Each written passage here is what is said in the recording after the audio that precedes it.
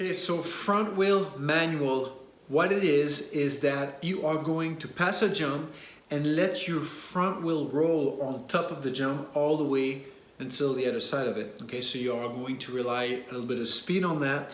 The scorecard, I am telling you, you have to do it on a minimum of 8 feet jump. And if you are able to do 75% of your speed, fast but not full speed, go ahead and score yourself 1 point. If you can do 100% of your speed, perfectly in control, 3 times in a row, go ahead, score yourself 2 points.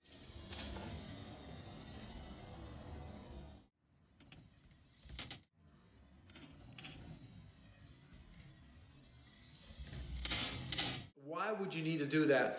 Is that, think of it this way, on the jump part, I've explained how to do a palm jump. The front wheel manual is literally taking the palm jump into a whole new other step. When I explain, rather than jumping and making this big bell jump, traveling a straight line, the front wheel manual will allow you to do that at best. Of course, as you practice that, it's going to give you an overall skill that you need. It's all part of you being versatile on your BMX, and there will be jump out there. It'll be a corner, or you're going to come fast and there'll be a little table. Sometimes you may not want to pick it up, you may not want to do a pre-manual, you don't want to jump it. Just hop and let your front wheel glide over it. Sometimes it's a really good technique to do depending on the track. So again, it's always good for you to have that technique ready to go in your tool bag as far as skill wise. So how you want to do this is that if you have a jump, like let's say we're going to do table type jump at first. So here's your table right here.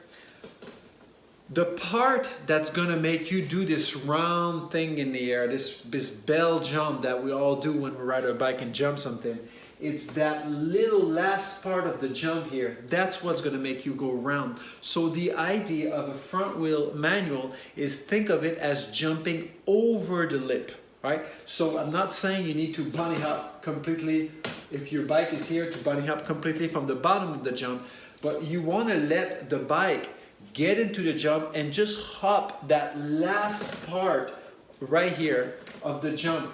And soon as you've cleared that little last part of it, you're just going to push your arm down just like the pump jump, and you're going to purposely let the bike roll on top of the table.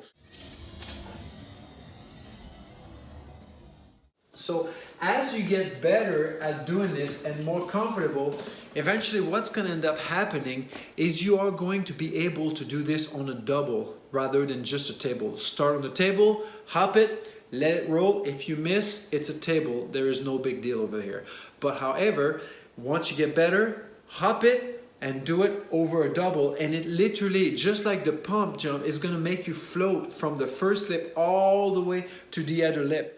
As you perform this many times, you're going to realize that what's on your front wheel is you're literally floating. Though your front wheel may be touching, you're not going to weigh anything. You probably not even a pound. You're just literally going to be floating on the jump if it's done right at proper speed. So it's literally a jump that you're floating over it. So what's going to end up happening as you take control of this is, if I were to take that exact same table and we were to turn it into a double, and you were to do the exact same thing, what's going to happen is you're going to jump and your front wheel is just going to float and float and float and float, and that is literally the fastest line you can take, as opposed to making this big round and bell round over here. You'll be able to travel straight in the air.